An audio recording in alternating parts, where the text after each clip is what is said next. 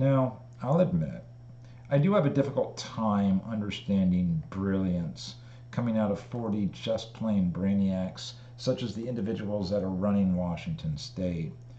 But according to their new Strippers' Bill of Rights, specifically this section right here, which I'll go over more in detail during my speed run, either strip clubs that are big will go bankrupt, little ones will never get big, or you're going to see 3 times the amount of workers.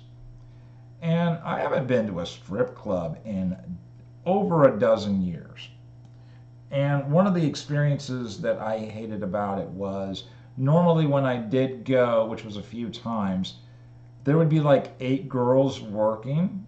And of the 8 girls, 7 of them looked like they should be hung in museum to be looked at as artwork rather than, well, why you're going to a strip club. And the 8th one, and I thought this was kind of dumb because wasn't about a month ago Washington in the news for doing a stupid by almost shutting down their system by decriminalizing all hard drugs? And it was like, no, wait a minute. That was Oregon to be specific. But Oregon, Washington, you're talking about the same distance between Cincinnati and Cleveland, and they're both liberal as hell. Got a hell of a story for you today. This one's from ABC News. Strippers' Bill of Rights bill signed into law in Washington State. Whoever wrote this sentence is a moron. I know you want to click this. Don't click this. Click this right here. I'm almost down to 500 subscribers. So in case you're new around here, I am about to do a news speed run. I'll take a couple of the stories of the day. I'll compile the details down in the cliff notes. And if you want more, down in the description box will be links to where I found my articles.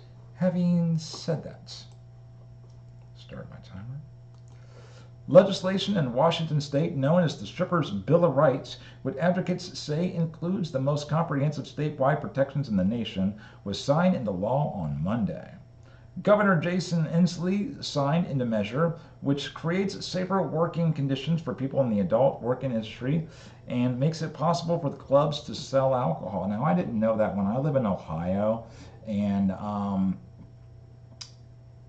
I've always known for us to have alcohol served during that, but then again, I haven't been in like 15 years. I don't know if that's still a thing. Strippers are workers. Oh, we're not going to read that. You want to hear what the laws are and what I wanted to point out on why this would bankrupt people. But first, this part right here.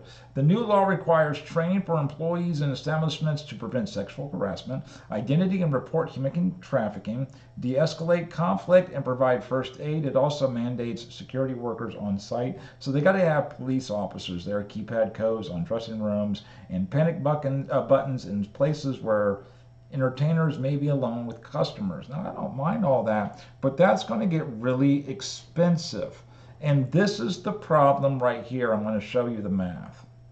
Most dancers in the state are independent contractors who are paid by customer and then must pay the club fees every shift. That makes sense. The new law limits the fees owners can charge, capping them at $150 or 30%. Don't worry, I'll go right back up. Didn't mean to do that. $150 or 30% of the amount of the dancers making during their shift, whichever is less. This also prohibits late fees and being able to charge more if they didn't pay their balance right off the bat.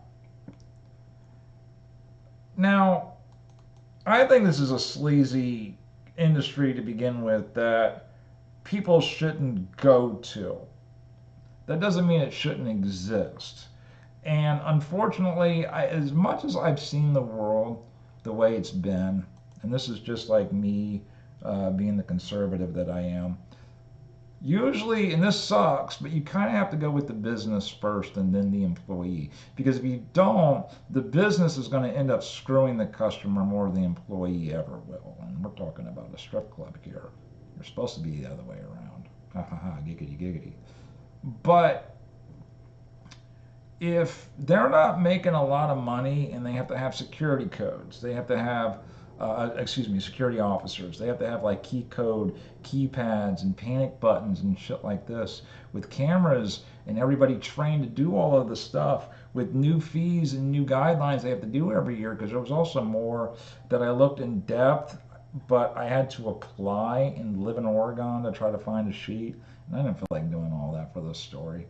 But like, either big clubs are going to shut down, little clubs will never get big, or you're going to end up seeing 3 times the amount of workers. But this has been Joshua Schrock. I hope you like, I hope you subscribe. Thank you for your time.